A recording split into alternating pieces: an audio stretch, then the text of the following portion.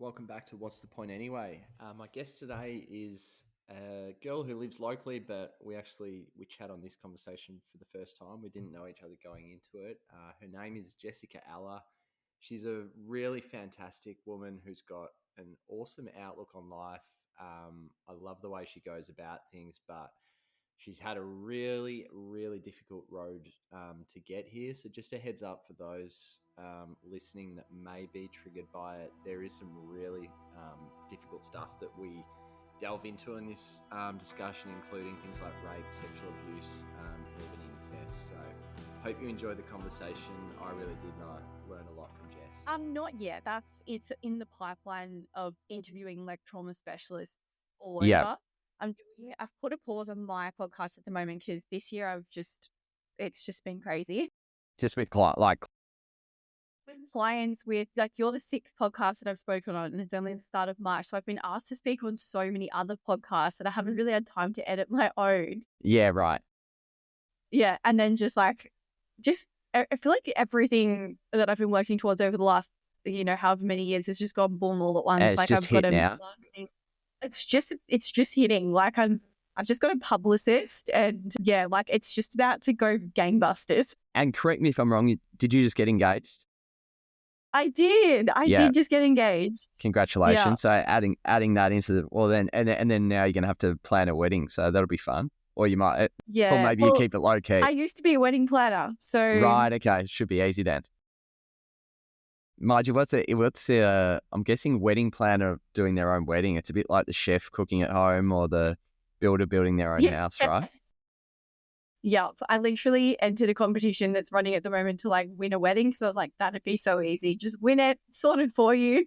Yeah. So what do you what do you want to do with your, when you said like you've been working towards everything and it's finally hit, what's ideal for you? Like what is the life goal? Life goal. Well, the reason for the publicist and the reason for everything that's sort of kicking off there is life goal is for me changing the way that people heal from sexual trauma. Mm-hmm. So at the moment, the messaging is very like, it's difficult, it's long, you never really heal from it, depending on like the spectrum, I guess. But yeah, the messaging there has always been like just something that you live with, and complex trauma as well, but more specifically sexual trauma. So changing the way that people perceive that and getting people to understand that there actually is a way to heal it, and it doesn't have to be something that you just learn to live with, because I think that's suppress. A lot of the people. Yeah, or suppress or just run away from. But definitely there's like a messaging out there in like generic sort of or mainstream mental health is that kind of, you don't need to go back into it. You just kind of learn to live with it and you learn to adapt to it. And it's not true. So I guess the big goal for me is people understanding healing and how healing actually works, because my biggest frustration is people coming to me over and over and over saying, I tried this and I tried that. And they're wasting so much time doing all of these things that they've been told are supposed to fix you. And they're just not deep enough, not powerful enough, not enough. So especially with people with that more complex trauma. So that's kind of the mission. That's where everything's going from a PR perspective. Yeah. Is trying to get people to understand that you can heal. Yeah. Do you think, like, is the future for you doing more one-on-one work? Because obviously the challenge with that is you've only got so many hours in the day, or do you want to make it sort of bigger than that and take a step back yourself from being in the weeds? Yeah, definitely. I think one-on-one I've been doing for the last 5 years, and I've been most of the time, like at the moment, I'm booked out for a few months as in like what I can fit in between everything else. I'm booked out a few months ahead, and there's 40 plus people. There was a few more added the other day on my wait list, one-on-one. So I'm already almost at capacity, and I have been since I started to sing. Yeah. So the goal there is I have a training that I take people through who want to become like a trauma therapist, so that they can actually learn how to process memories correctly, learn how to work with the body, with somatics, energetics, subconscious mind, and processing memory. So I have a training that I take people through. So it's a very one-on-one, very close-knit sort of application process. So a lot of people that have done work with me have been like, okay, I want to become a healer therapist as well. so that I take them through this training, and then they're able to then help people. So now I can funnel people into those people that I've trained, and the goal is to keep training people. And at the moment, there's not that many who specialize in sexual trauma. So the goal is to create like a pool of therapists, so that when somebody comes across my account or comes across me wherever they do, if they don't want to be on the wait list to wait however long it's going to be, there's like a group of people that I've trained that actually know what to do. Because my issue was I couldn't refer people to anybody because nobody was doing what I was doing. So I was like, so it's kind of like, that's kind of what I've been setting up in the background, so that I can actually have places to send all of these people, because it's been forever a problem in my DMs of people saying, I'm at my wit's end, I'm suicidal, I'm in a dark hole, I need help right now. And I'm like, only one person. So I used to work nights, weekends, like with 2 little kids when my boys were like 1 and 3. I was just so burnt out, just trying to see people as much as I could because everyone was struggling. And I had to get really good at just being like, I totally understand that, but only one person. So that's where the academy came into play and where I started training people, because I was like, okay, this is not sustainable. Yeah. Awesome. Well, thanks so much, Jess, for coming on. Mutual friend, Emily, she listens to my show, and we were chatting. And I was like, if you think of any good guests, let me know. And she's like, you know what, the one person I'd love you to chat to is Jessica Alla. And she sort of introduced me to your story, and I've listened to a bit of your sort of story on other podcasts. So I know a bit about it. I'm guessing a lot of people listening to this are probably hearing about you for the first time. So I'm really keen. I think we might sort of start where you are, then go back, and then come back to where you are with your journey, because it's been quite a crazy one. Maybe as the beginning point, you've spoken already a little bit about like sexual trauma and what you're doing and how you are on the other side of it. Where's that got you to in terms of the question, what's the point anyway? How do you view now on the other side of being healed from the challenges you've lived with? That's such a good question. I'm just going to quickly close this door because it's like, I don't know if you can hear it. Yeah, but I just saw it. I didn't hear it.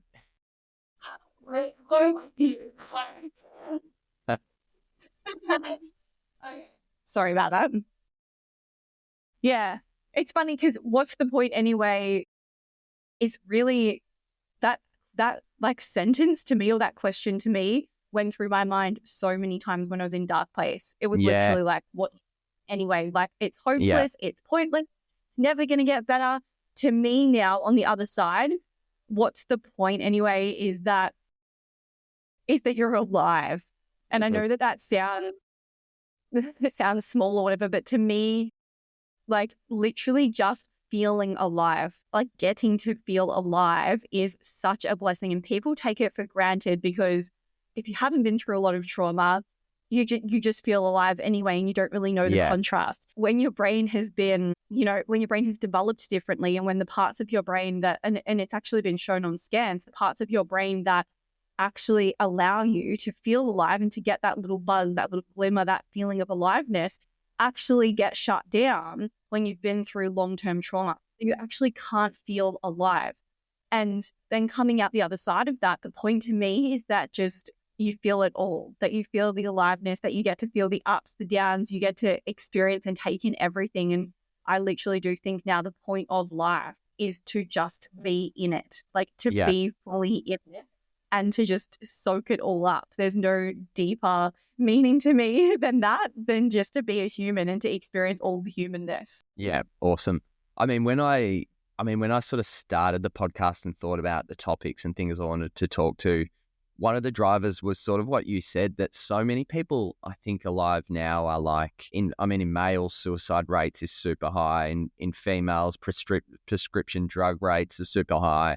We do live in a world where so many people are sort of hurting and struggling and also struggling to answer what's that point. And that's a really dull place to be. So what I've found is that people that often have the best insights and that we can learn the most from are the ones that have been through those struggles and come out the other side of it. So do you want to talk a little bit about your journeys to get there? And I'd love to get an insight into your brain at the lowest of those points, about how you are thinking about that answer and what what caused you to to keep going when it probably would have been really easy not to? Yeah, I think it's a hard one because for me, I feel like it really was something that's hard to describe as in what kept me going. But I Yeah. guess I'll start at the start, as in where I got to that point where I was like, what is the point anyway? I was definitely suicidal without even realizing it, which sounds crazy, Mm. from a teenager, from probably 12 or 13 through until 30s. So big chunk of my life. But for me, I guess I probably didn't realize that everyone didn't feel like that because Yeah. mental health wasn't really spoken about in the 90s, early 2000s. It wasn't really a thing. So I didn't really even know that it was wrong to not to think about dying all the time and to want to Yeah. die and to plan it and like that. So the reason why I guess I was so low, the reason why I was so low is because from as early as the earliest memories I can remember, so about 3 years old, I started to be sexually abused by my dad. But it wasn't just sexual abuse. It was constant all the way through my childhood. It wasn't just the sexual abuse, and this is where people get confused. Definitely that was terrifying and was confusing and created a lot of shame and pain and things like that. But I think more so the fact that he was my father was very Yeah. confusing because he biologically, I'm drawn to him from safety and protection. And he's Yeah. also, as well as sexually abusive, very manipulative, very psychological, a lot of mind games, a lot of really messing with my mind from a young age. And when you're in those developmental years, I just didn't know which way was up. I just was so confused about a lot of the messaging he was giving me about, I love you and this is why I do this, but Yeah. then also naughty and this is why I'm doing this to you. And also, if you tell anyone, I'll kill you and I'll bury you in the backyard, but also I love you so much. But also Yeah. pedophiles go to jail and they get killed in jail, but also I'm not a pedophile. But also Yeah. it was so confusing. I just really didn't know, as well as constant criticism. I couldn't breathe, I couldn't blink, I couldn't do anything without being picked apart physically, who I was, the way that I was from him, and that psychological kind of torture almost ongoing, and that confusion of love and hate and rage. I was hit so hard in my left ear when I was about 8 years old that I was permanently deaf in that ear. He hit me so hard across the head. It was like abuse coming from every single angle. Yeah. And then I guess to top that off, another family member. So my dad molested me all throughout childhood, raped me when I was a little bit older. And another family member of his raped me when I was 7 years old. So I lost my virginity very brutally at 7 years old. So that was not actually to him. That was just another family member. No, it was to a relative, one of his family members. Yeah, so that wasn't to him. He did that later on in life. Yeah. But yeah, that wasn't to him. I believe that this other family member had done that to him when he was a child. I don't have evidence of that, but it does really add up to me. Had done it to your father. Yeah. Right. I believe so. Yeah. Yeah. So, and that family, that side of the family, we're talking a generation back from that, we're talking Holocaust, we're talking rape in another country being brought to this country, we're talking jail, we're talking gangsters, we're talking bad really, stuff. really bad side of the family, bad stuff. So a lot of trauma that's been passed down and a lot of criminal activity, things like that. So really scary family. But yeah, so that was kind of the crux of childhood. My mum left my dad when I was about 7. So around that time that I was raped by the other family member. Yeah. And did she know what was going on?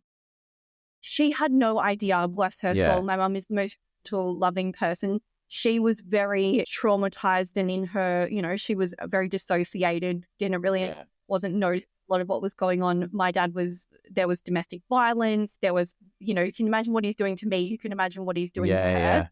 Yeah. So she got the courage to leave. And from the outside, and this is where it's really something that people don't understand, but from the outside, he made it look like he was now dad of the year. He made it look like all of a sudden he was stepping up, and he was very protective of us. He was always on my mum's back about not doing enough for us and not being good enough. He was very always critical of her, but from the outside, he made it look like we were having a great time and that he was dad of the year. And so obviously I didn't tell my mum because the messaging I was getting from my dad was like constantly, I'll kill you. This is where I'm going to bury you in the backyard, just up there. And he'd show me. He'd sometimes, there was one memory that I had of him holding a pillow over my face until I couldn't breathe and then taking it off and holding it. And that was when I was 5. So it was pretty deeply ingrained in me. If I tell someone, I will die. And that probably does bring me, I probably skipped a million things like bullying, and I was bullied at school. I just really went through it. I was such a strange kid. I had all these weird kind of tics and things like that because I was just dealing with an overwhelmed nervous system, stress and trauma that I got bullied every day. I struggled with friendships. Like I didn't have anywhere that was really safe. Yeah. My mum was safe, but in saying that, my home life there was like my mum met my stepdad very quickly. There was 5 kids in the house, and kind of typical 90s house was like, just go away and play. There wasn't like a lot of, emotional connection and things like that. So I definitely didn't feel like I had a safe place. My grandparents lived quite far away in Queensland or on my mum's side. Yeah. And I didn't see my grandparents on my dad's side. So I didn't have really any protective factors. Can I just ask, like, when you say you didn't have a safe place, how did you have like a normal that you could even compare to? Like, did these things feel weird for you, or was it like this is all you've ever known, which now looking at it, you're like, this is complete insanity that a child should live in this? Or was it like, were you just like, oh, this whole world is just a weird place and what I'm experiencing just must be more or less the baseline? Or did you realize you were in a totally messed up situation? No idea. I thought that it was the same side. I thought that everyone just struggled this deeply. And I just really thought that this was just how life was. And it's funny that you asked that, because that's probably been one of the hardest things as a mother, because I see my kids struggle slightly and I think, are they traumatized? Is this going to traumatize them? Are they okay? Is everything? And I really don't have, like, I often have to say, like, to this therapist that I work with, or even my partner now, Gav, like, is this normal or is this trauma? And they're like, no, everyone does that. That's fine. That's normal. And cool. Is this normal? Is this trauma? No, that's fucked up. You got to look at that. So, I don't know a lot of the time what is normal. I'm learning over time, but I do feel like a bit of an alien trying to work out, like, is this human? Is that human? So I definitely, I didn't know. I thought that was just whatever. Like, I got older and then was like, oh, didn't everyone's parents train them for being abducted? Like, my dad used to train us all the time. He had machetes and he had balaclavas in his cupboard, and we used to put them on and wear them. And we just thought that having guns and weapons around the house was normal. We just thought that, him constantly saying to us, okay, what do you do if someone runs in the house and takes you? And we'll be like, we bite them. And we knew what to do. And he was constantly training us. That was keeping me in a state of absolute panic of being taken. But I just thought everyone was trained to do that. Do you think, like, was he doing stuff like that because that was his messed up way of being protective, or was that just more psychological manipulation of you? Like, did he actually care if someone abducted you? I think he did. So I believe, and it's speculation because I don't know. I haven't analysed it. 5 years? Yeah, more. 5 years. Yeah. But from further investigations later on in life, I've discovered that he is involved in things and quite high level things. And so I do think that there was actually a reality that he was afraid that his children were going to be taken and killed or held hostage or whatever. Yeah. But then part of my brain also thinks maybe he's a little bit psychotic. He has a lot of trauma. What he was doing wasn't normal, obviously. So I think there could be a little bit of like paranoia and a little bit of actually that is a reality. Yeah. And I think split down the middle, he loved us and was protective of us and had so much trauma that he just, like, I think I've had trauma. And then I think about what I know, glimpses of what he's been through. And I know that he would definitely have some sort of split personality, some sort of way to cope with what he'd been through.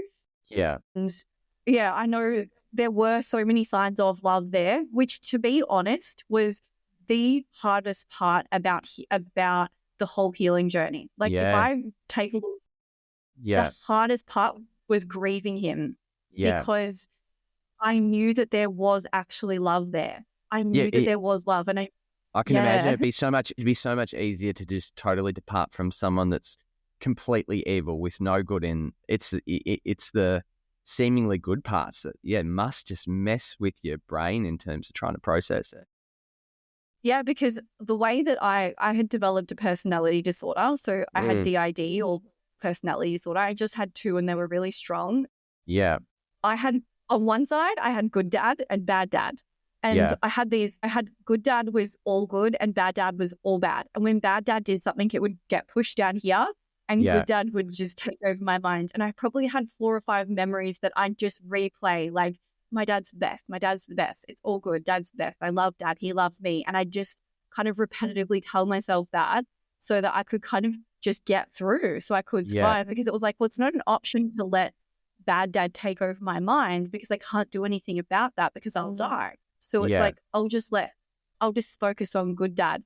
But then the back end of that was that the only way I can describe it was that because I was diagnosed with Stockholm syndrome, which is where people fall in love with their captors, essentially. But and it felt really relevant, because when I cut him out, it was like the worst, most heartbreaking, like, it felt like a breakup that I'd ever been through. Like, I was terrified of him killing me, and this was when I probably hit that lowest point. I was absolutely terrified that he was coming for me. I had, to the point where I had a nervous breakdown. I started hearing his voice coming through the front door. I would run. Like, I ran in a towel out of the shower in the backyard, because I heard him there. Like, I was hallucinating because I was so panicked he was coming to kill me. And then at the exact same time, I'd be crying myself to sleep because I missed him so much, and because I wanted him there, because I felt like it was like I wanted to run to him because he was all I ever knew, but I also was terrified of him. Yeah. What caused that realization that, like, what pulled you out of Stockholm syndrome? Like, how did that process start? So basically it was remembering everything that had happened really clearly, because I had developed a way to deal with it. Like, I'd have flashbacks, and it sounds insane if you don't understand repressed memory, but I would have flashbacks of him doing these awful things to me, these disgusting things to me while I was, like, doing the dishes. And I would just go, and I would think the way that I'd coped with it was to put myself down and put it onto myself. Because if you think about it, blame ourselves, then we're in control. If we blame someone else, we're out of control. So the way that I would deal with it would be like, okay, I'd have this memory, and then I'd be like, oh, you're disgusting for thinking about that. And I'd blink really hard. And I'd push it down, and I'd try to just push it really deep back down. And then those flashbacks over my life got more intense and got bigger and louder, to the point where one day I was doing a meditation and I had flashback. And for the first time in my life, I don't know what happened in my brain that day. I'd just come off a massive water fast. I don't know if it was something to do with that, but whatever happened in my brain that day, it just, instead of thinking you're disgusting for thinking about that and remembering that, it was like, hold on, why the fuck is that happening? Yeah. And I just had this moment where I was like, I'm not disgusting for thinking about it. It's disgusting that it's happening. And it's the smallest narrative shift. But all of a sudden, my brain just went, hold on a minute, that shouldn't be happening. And prior to that, it had just been like my way of just being like, something's wrong with you. Something's wrong with you. And you can imagine, after doing that for 30 years, my self-worth was like big. So there was I had no self-worth. So it was like, I just kept taking it. Like, and just kept blaming myself, and my relationships and friendships at the time were very reflective of that. I just kept getting smaller and smaller and smaller. And that was basically the way. And then the narrative flipped. And as soon as the narrative flipped, and I was like, wait a minute, why is this happening? And I started seeing all the other flashbacks, and I got all the other memories, and I started to realize, holy shit, this is not right. It just, that was an unraveling. And I then couldn't see him. I was like, I had to cut him out, because was the abuse still happening at that point in time? No, so this was when I just turned 30. So this was 5 years ago. So, but in saying that, only a few years before that, So I would have had my eldest son when I was 25. Yeah. So yeah, 25. So 5 years before that, like he got drunk one night and I had to pick him up from a Christmas party. And I was driving with this huge pregnant belly and he was putting his hand on my leg trying to touch me while I was driving. He had no shame. That was, later.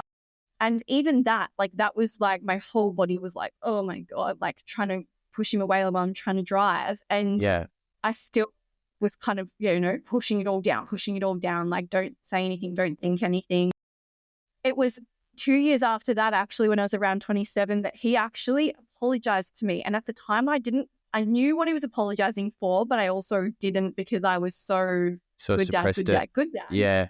Yeah. He actually said to me one day when my son was 2 and I was out kicking the footy with him, and he came out and said he'd come over to my house and he just looked really sad and he said to me, I'm really sorry. And I was like, what do you mean? And he's like, I'm really sorry for everything. And he seemed like he was almost going to cry, and I've never seen him cry in my whole life, and I was so uncomfortable, and I was like, oh, don't talk about it, don't. Like, I just didn't know how to handle it. So I just kind of was like, no, like just kind of pushed the subject to the side. Yeah. But, so that was only a few years before I actually ended up cutting him out. Yeah. And how long was that process of healing for you? And then I'm interested now in talking about how your experience was in the healing and how that's led into now what you're doing with Aruka. Yeah, so it was pretty dark and pretty low. I always think about, like, I was ready though. So yeah, I started healing when I was 20, and I started really dealing with that when I was 30. So I'd had 10 years of working through other things with my mom and my stepdad and bullying and other sexual trauma, not from him.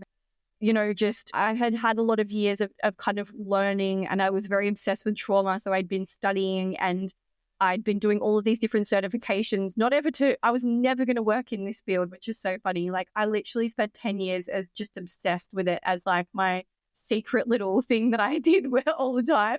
Yeah. And so by the time those memories surfaced, I knew about the subconscious. I knew so much about trauma. I knew about memories. I knew about energetics. I knew about the nervous system. Like, I knew so much. It didn't help me in the first sort of 6 months because I don't think anything could have prepared me for it. I literally was being hit with memories every night when I was going to bed. It was just flashbacks. And I went to that lowest point of, like, normally I'd think about my kids and then I'd be like, you can't do that. You've got to be here for your kids. And I got to this point where literally nothing mattered. Like, even my kids, they'll be right. But, they're like, better off without me. Completely not better off without me. Like, the world would be better off without me. Like, and it was just, I have notes in my phone from that time that I was writing in journals. And it was just like, the narrative was like, I just actually can't take another hit. Like, I just felt like one more memory. And I was like, I just can't take any more. Like, I'm so done. And I felt exhausted, and I just felt it was just too much stress for one person. And I went back and I thought about these other things that had happened, and I'd just come off treatment for Lyme disease, so I was still quite physically weak. Had 2 years before that, I'd had a molar pregnancy and I'd had an operation for that. I just had all this trauma just kind of stacking up to the point where I was like, and now I really do sympathize. People talk about people that are suicidal and they're like, oh, like, can't they see, like, that things are going to get better? And it's like, no, you actually can't. Like, no matter how strong you are, you actually can't see the future. Like, that's actually something that happens to a traumatized person's brain, is that they lose, that part that can foresee the future because they're stuck in survival for so long. It just stops getting used. So they actually can't see the future that's better. And at some points I was like, it was suicide and dying was the ultimate escape. It was like ultimate freedom. It was like, I wouldn't have to wake up tomorrow and do a whole other day. getting up out of bed was like running a marathon, and going from my computer to just go and do a wee was like, it took me like 4 hours to just get the energy to get up and, move my body to go to the bathroom. Like, it sounds insane, but that is literally everything. It felt so, so hard, and just the grief was insane. Like I said, all I wanted was to run to my dad, but then I couldn't, and I felt like I had nowhere to unpack. And yeah, it was very, very low. And one thing that actually really did help me, and it's funny because, like, not funny, but I'm now going to be donating to them, is the Blue Knot Foundation. So they're a foundation that have a helpline, and it's for people with complex trauma.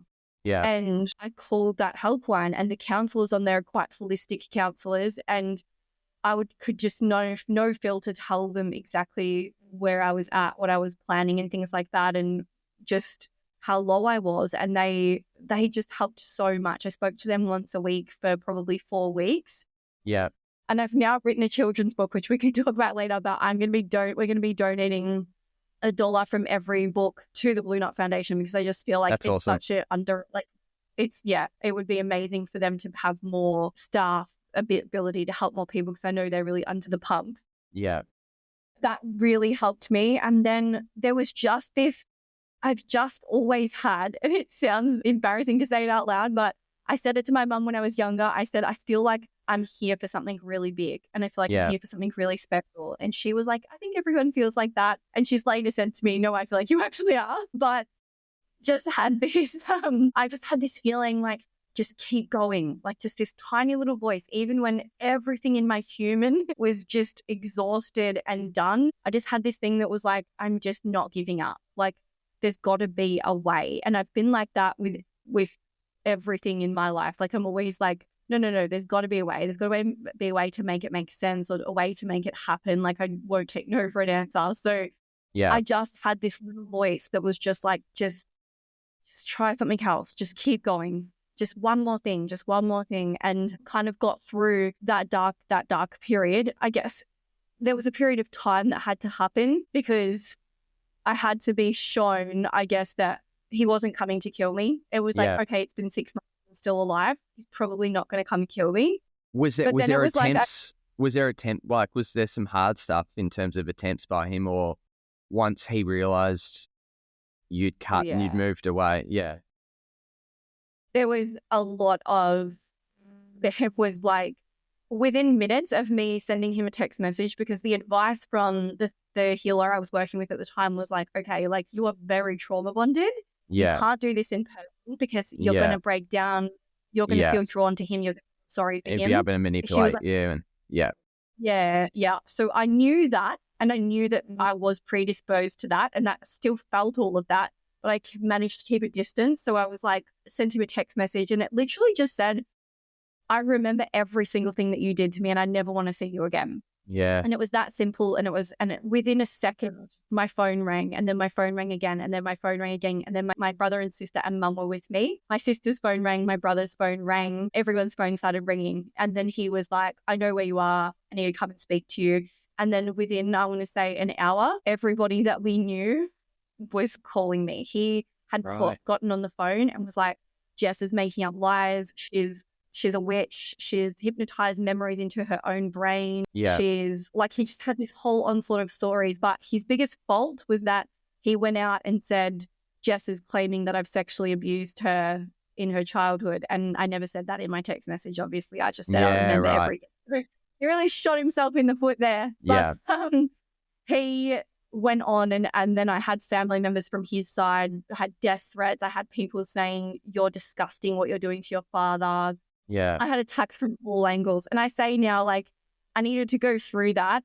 And then later on, talking about it on social media, then I had a clip that went viral. I had a heap of hate from that. And I was like, I needed all of this to just keep building up this strength and resilience to be able to get to the point where now I can share a message with the world, and I would be comfortable going on TV, on anything, and not be afraid, because I've gone through all of those levels of threats and hate, and there's nothing anyone could say that could shake me anymore, and I've heard it all. So it's like that sense of self has gotten so strong over time. But yeah, he really did try to drag me through the mud. He tried to talk to my brother and sister. He tried to turn anyone that he could against me, and which was a really bold move because over time of me speaking up and coming out, I've had a cousin who's also come forward that he's raped her when she was 9, and he only had very limited contact with her. Right. But he took his chance. Yeah. With another of his brothers, and then some of my siblings as well. And yeah, it's much bigger than me. Yeah, so he definitely did go on the attack. And I think he thought I was going to come after him legally, which definitely was on the cards for a while. Yeah. But yeah. But, and I'm assuming you haven't seen or spoken to him since that point? No.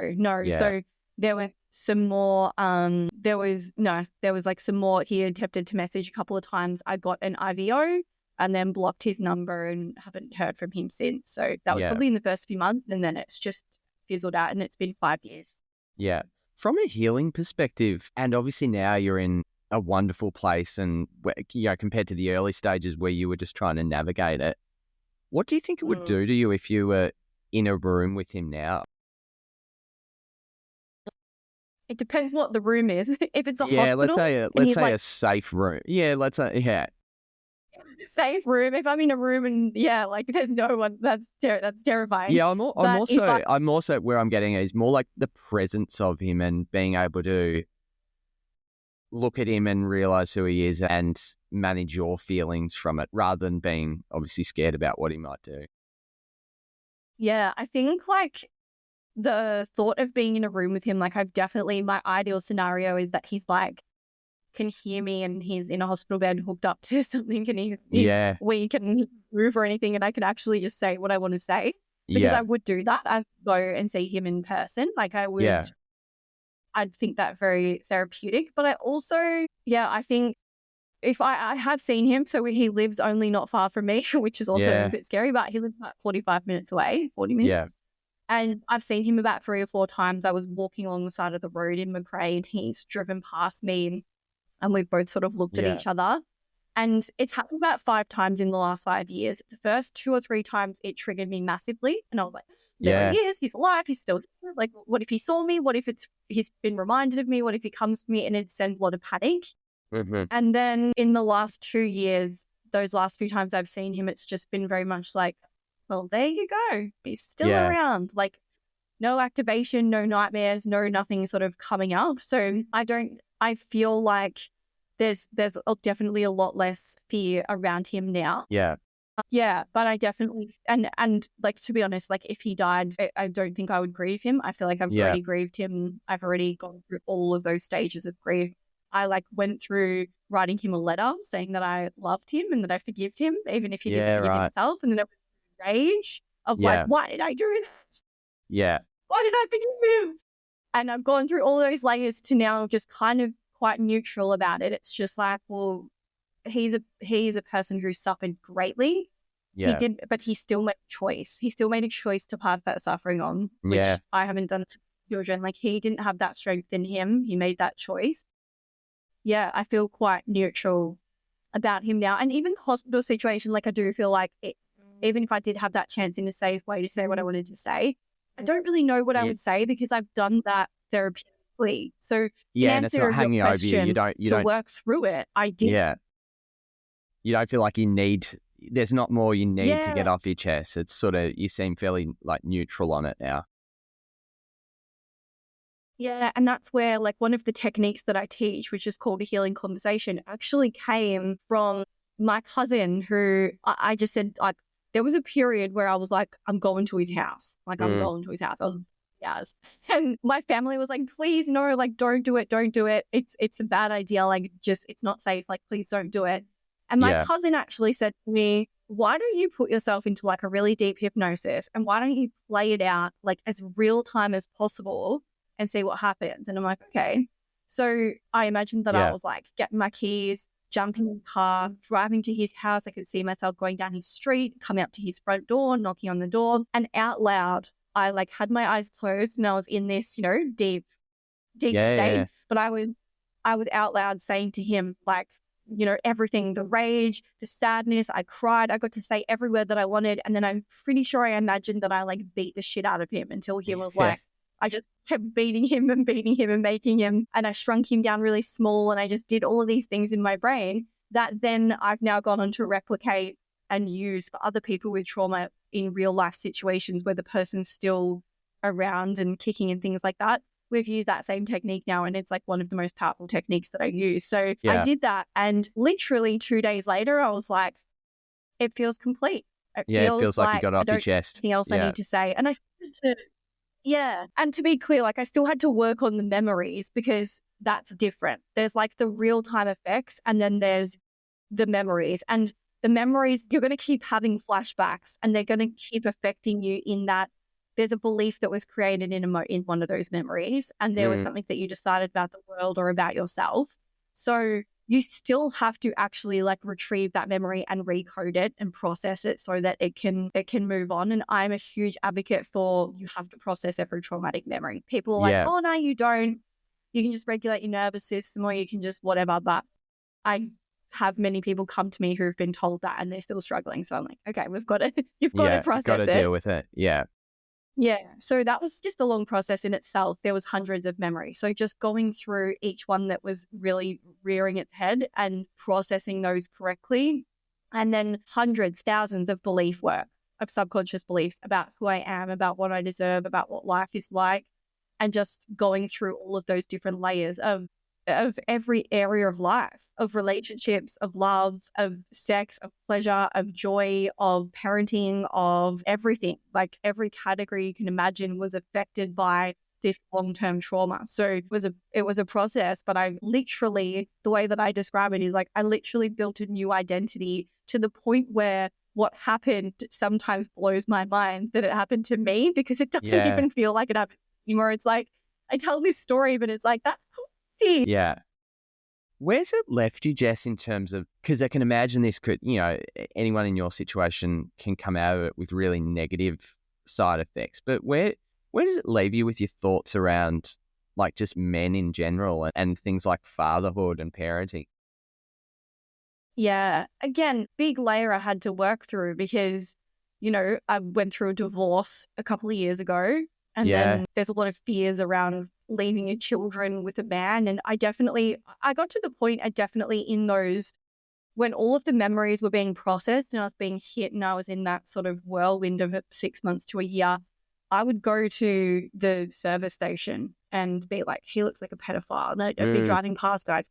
He's probably a pedophile. Statistically, there's 4 pedophiles in this room. And I'd just be like, you don't know who it is and you can't trust men. And definitely I had all of these beliefs like, men are terrifying, men let you down, men are evil, men can't control their emotions, men aren't safe, men are manipulative, like everything was all a reflection of my father. And unfortunately I'm going to be careful here because of my current situation, but unfortunately there were many of those beliefs that were very solidified in my marriage. And having met Gab 2 years ago or just under 2 years ago, and it was really easy to see what was a projection when I started the relationship with him, because he is so not any of those things that he would be like, hold on a minute, you're putting me in a category here with all other men. Like, and he could really call out when I was triggered but he would do it in the most loving way. Like, you've been through a lot, but like, he would kind of just be like,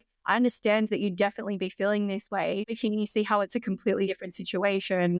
Would kind of help me through those triggers, because there were so many. And I think one of the biggest things for me is betrayal, because I think with my dad, it was such a betrayal of trust, and there was no foundation of trust built ever. It was like, you don't trust men, full stop. And so that went into my marriage, and then that definitely came in with Gav, and he started to be like, what can I do to show you? What can I do to help you to trust? Like asking me a lot of questions about like, what do you need from me? What would make you feel better? What makes you feel uneasy? And kind of that's like really healed a lot just in this relationship, and became really clear to me how much I was really not hating on men, but definitely terrified of them and perceived them as dangerous. Yeah. Where's it left you? from like a spiritual perspective? What are your, have you got any sort of religious or spiritual beliefs? Yeah, so I believe in everything. I believe, I believe in universe, creator, God, like divine, whatever you want to call it. Like I believe Yeah. that there is something, but I also Something. believe Yeah. that we give our power. I believe that we're a part of that. So I don't think that that is separate to us. I think that I think about it in like a quantum physics respect, and I think about there's the field, and the field doesn't end. Yeah. You break anything down to an energetic level. We're made of energy. The field is energy. Everything is energy. And so when people say, oh, the universe did this or the universe did that or the universe is giving me another lesson or whatever, I always say to people, but you are the universe. Yeah. I think like we're giving ourselves the opportunity to grow, and we're giving ourselves the opportunity to take a certain path. And it's actually not something beyond us. It's around us, but it's also within us. Like we're a part of that. So when it comes to, and I have so many clients that say to me, like, it's not fair. It's not fair that all this shit happened. And it's not fair. Like, why me? And don't get me wrong, I have those days. So in the last 6 months, I have broken my left ankle open, and I'm pretty sure I've done something to the bone, but I'm just not getting that looked at because I can't be bothered with it. But done something to my right foot. 2 months later, then someone rear-ended my car. And then 4 weeks ago, I took a medication and went into anaphylactic shock, which didn't know I had anaphylaxis and nearly died. And I was like, what? Not fair. Actual fuck? Like, I've done so much healing work. I've had a shit life.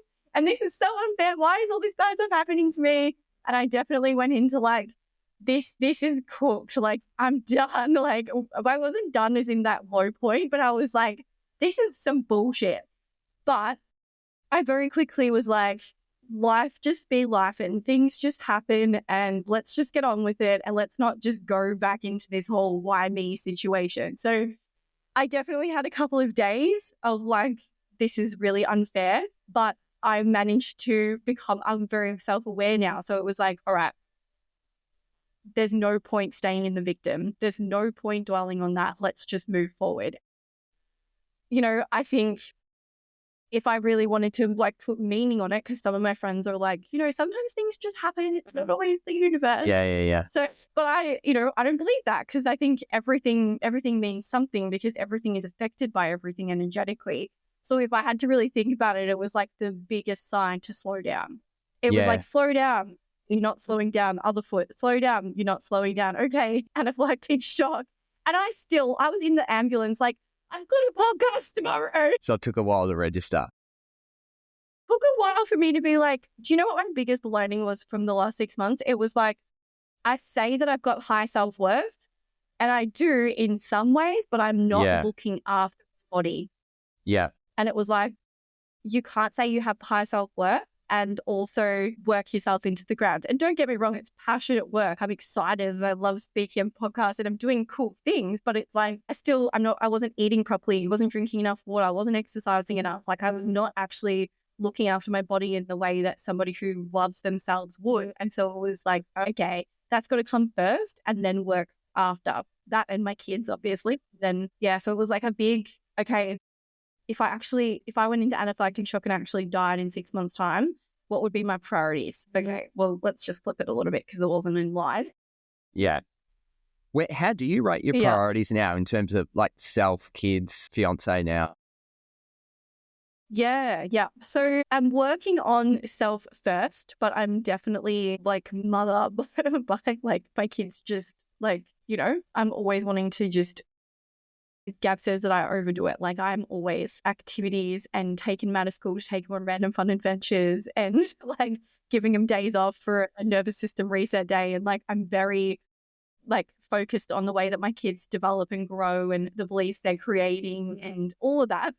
But yeah, definitely my like time priorities at the moment has been making sure that I get my things done first, like as in things that make me feel good, like meditation, walking, Pilates, and allocating time between clients and things to actually make food, like proper food and not just snack on shit. But definitely priorities based off what I was doing was like work this much. And then it was like my friends and family include like all the boys and Gav friends and family, and then me over here somewhere, and then exercise like way down there. And so it has definitely flipped. And now it's like, okay, the most important thing in life is the kids and Gav, then all of my family, my immediate family and friends, and then business. And then, like that's basically the spread now, because I realized that I was sacrificing a lot of catch-ups and time with friends and family and things like that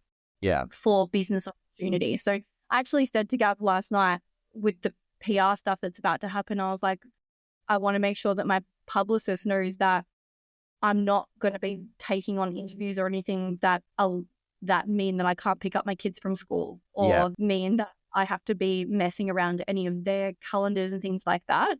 Yeah. I think to a degree, because I also think that a lot of parents self-sacrifice entirely, and then The they're kids actually first just for everything. Yeah. You're showing your kids that you don't matter. And then they're going to think when they're parents that they don't matter. So I often say to my kids, like, mum's got, like, I call them mummy minutes. I just need some mummy minutes. Yeah. Or like to do a meditation or whatever. But I'm, getting better at like showing them that I'm doing big things and that you can do both. So I can be a present and I can do the things that I want to do in life. Yeah. Makes sense. Hey, so Jess, so I'm Christian, but I try with this podcast to interview guests with all different worldviews, because I think Christians, probably as much as anyone, are guilty of this. Often they can create a bit of an echo chamber and only sort of speak to themselves. So, I mean, I've had on the show basically anyone from Christian to Satanist and everything in between. And that helps. I'm a bit of a sort of theology nerd. So I think about a lot of these things, and I think it's really interesting to get different perspectives. I'd love to get your perspective on like evil in the world. How do you think about that with your worldview? How do you explain the existence of evil? Are all men evil? Are they not? Living through what you've lived through. Yeah, it's such an interesting subject. I don't think that evil is like, I don't think that the world was created with evil. I don't think that was something like, I think that there is inherent good. I think like our souls are pure. Yeah. And I think that it's our humanness that gets evil. It's our humanness that, I believe that it's that generational trauma of like evil being passed down, like evil being done to you and taking on that evil. And I think evil to me is like something's gone wrong in their brain. Something's gone wrong in that they're not, because I believe like we inherently as a baby are born to love. Like we love and we expect love. Like I feel like, I don't think anybody is evil, like born evil. Yeah. I really don't. I feel like it's passed down through generations. People are treated that way. And I think that the evil it's something that's been cross-wired in their brain. Like whether it's a sociopath who doesn't have any empathy for other people. Yeah. They've been programmed that way. They've been designed that way. I mean, there definitely are exceptions to that, actually. Like there's people that are seemingly raised in beautiful families and end up becoming serial killers. Yeah. But then I also think like, are the documentaries that we watched on that biased? There, like, because from what I know now, like no one would have expected this to be my story. So it's like, well, were they actually being... Yeah, was there more that we don't know about? Yeah. And I just think everyone that I know that has had, anyone that I know that has done something really bad, I know that something bad has happened to them. And I just really do think it is that passing down of generations of pain. And I think evil is pain. Yeah. I don't think that evil is like something that if they could control it, they would. I think it's like pain that's got out of control.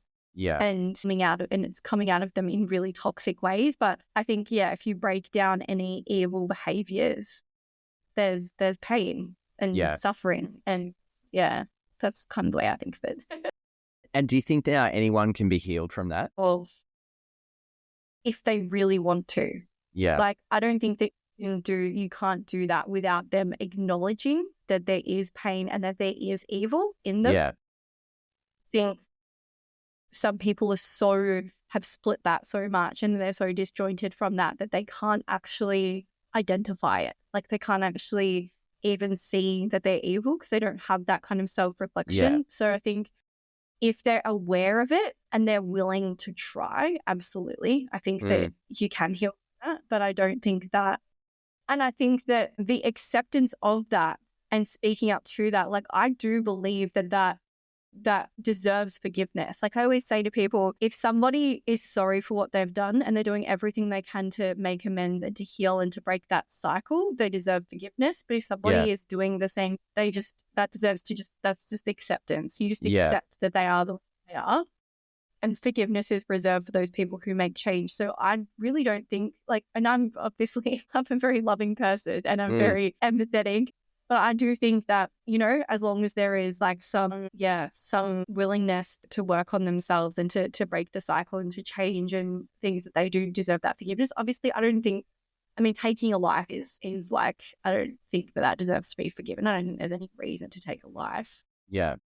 And I guess abuse could be seen as taking a life because so many people don't make it out the other side. Yeah. Yeah. But even that, I'd freaking love to see somebody that was like, you know what? I abused this person throughout childhood and they committed suicide and I realized the impact of my actions. And now I'm going to go out there and get some awareness about what it's actually like to have these sexual impulses towards a child. And I'm going to speak publicly about it. Yeah. And I'm going to figure out why I have that. And I'm going to help other men to stop that, or women, from having those impulses. And I'm going to create change. That would be pretty powerful. Yeah. I think, but no one's willing to look at that shadow. That's like a big shadow to admit to that. We have so much fear around what people will think. So there's no one that's actually been able to step forward and be like, hey, this is what I am. This is what caused it. This is what was happening in my brain. Let's get some support groups so that men can come to them without shame.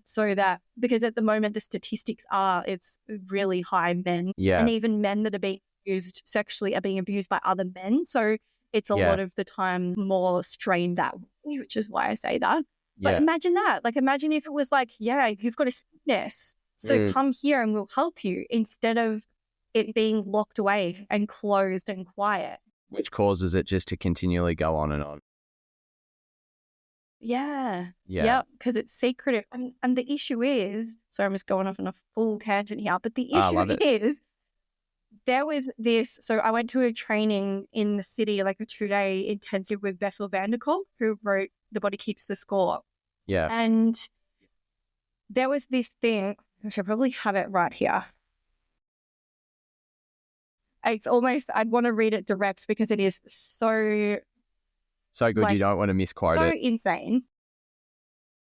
I don't want to misquote it because it's it's a bit wordy, but it's, here we go. I've circled it because I was so what taken the away actual... by it. Yeah. So this is taken from the comprehensive textbook of psychiatry in 1975. So this was, someone comes in and they're like, I'm being sexually abused by my father, by a relative. They'd go to this book and they'd look it up, and this is how they would diagnose what to expect. Yeah. So it says here, there is little agreement about the role of father-daughter incest as a source of serious subsequent psychopathology.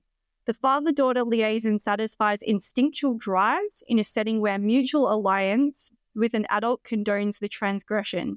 The act offers an opportunity to test in reality an infantile fantasy whose consequences are found to be gratifying and pleasurable. Such incestuous activity diminishes the subject's chance of psychosis and allows for a better adjustment into the external world. The vast majority of children were none the worse for the experience. Wow. I was like, okay, so this is what mainstream psychology, psychiatrists, this was the message. The message was, none the worse. It's just a fantasy. It's actually better for the fathers because they get to play out this fantasy. It actually limits the father's chance of psychosis. The children were fine. No subsequent issues. It's all good. You should be fine. See you later. Yeah. And so the unconscious message here is that it's okay for the fathers. It's okay. It's fine. That's normal. That's a normal urge. That's a normal fantasy. Your child will be fine. Like, that is what has been filtered out, and that is what is the unconscious message. It's kind of, then it's like hush hush. So it's wild that is something that, and I don't know what it says now, but I'm hoping it's changed. Yeah. But that is, and he spoke about that in the training, because he was like, it's one of the hardest that he's come across things to heal, because it is so complicated. And the fact that that was what was being sent out was also mind blowing to him. Yeah. Awesome. Well, Jess, it's been a really, really good chat. It's been a crazy chat, but I appreciate how open and honest you are. And I think you've got so much to share and so much to give, even though that's maybe, as you say, come at the detriment of you've put yourself last a little bit. So hopefully that changes over the next period of time. Where's the best place to point people to follow you to find out a bit more? Definitely social media, like Instagram. My Instagram is I am Jessica Alla. My website is jessicalla.au, and there's all the information is on there for people that want to heal, want to work on their trauma and things like that. Perfect. Well, thank you very much. Hopefully bump into you down the peninsula sometime. Yeah, definitely. I'll probably see you everywhere now. No.